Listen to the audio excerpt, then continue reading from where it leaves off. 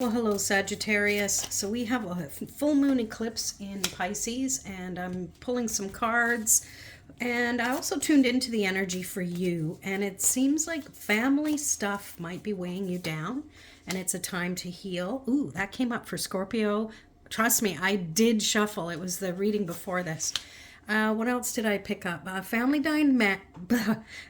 dynamics might be coming up right now, and this eclipse gives you the push to clear the air and create more peace at home. All right. Whew. Yeah, there's been a lot of thoughts going on. We have swords galore here. I'll pull some clarifiers too, and we'll see what we have. Let's start with the oracle card, though. Value.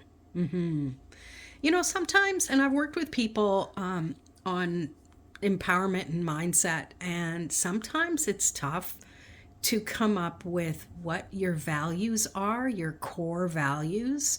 You might think it's easy, but people say what their values are, like family and that sort of thing. But it's like, what are you actually giving priority to on your day-to-day life?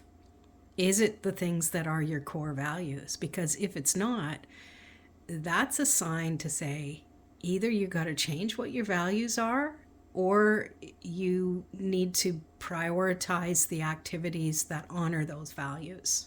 Okay?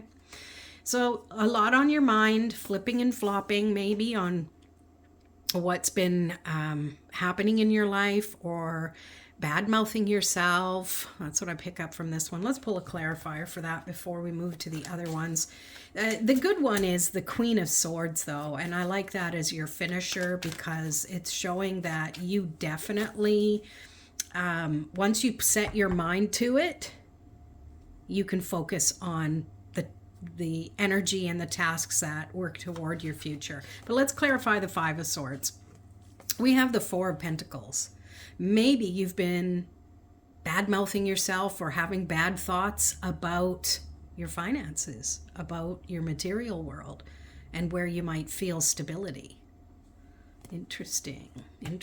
Or maybe there's been arguments in the family dynamics having to do with money, or around some, if not particularly money, some material object or something like that. And I'm actually picking up that maybe there's a conflict with a will of a loved one, maybe.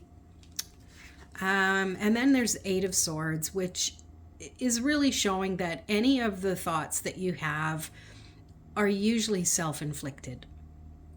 And that's the good news, because you are the only one who can make those changes. And when you do that, you're going to see yourself focused a little more clearly on the things you need to do to move forward. So let's clarify this Eight of Swords. We have the Seven of Cups. Yeah, you have the right to make a decision.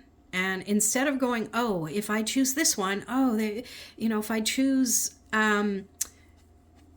fame, maybe that's my downfall. If I choose door number 7, maybe there's, a scary dragon behind it. Like, you can overthink things until it just ties you up, right? Or you can just make a decision and stick with it and allow that even if it wasn't the right one, you're going to learn something from it.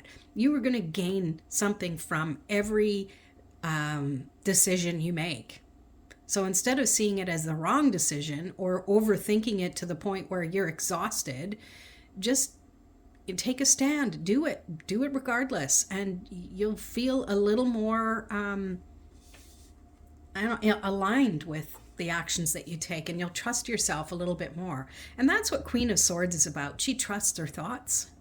She trusts that she has what it takes, and she's not letting her emotions override her thoughts. And you could take this good with bad. In this case, I think it's a good thing, because maybe the emotions have been running over you. But let's clarify it. Well, we have the Emperor. So yeah, create your own rules and then abide by them. Okay, there's nothing worse than saying we're going to do something and then not having the integrity to do it for ourselves. You know, when we have it for other people, when we say we're going to do something, you know, we'll bend over backwards to do it. But if it's something for ourselves, we can kind of go, yeah, whatever. But I think it's important to have that integrity for yourself as well. All right, Sag, I want to end with another oracle just to kind of sew things up into a sweet little bow. Align. Do what it takes to feel aligned. Align your thoughts with your actions and your emotions. And when you do that, everything is going in the same direction. It's so, so powerful, Sagittarius.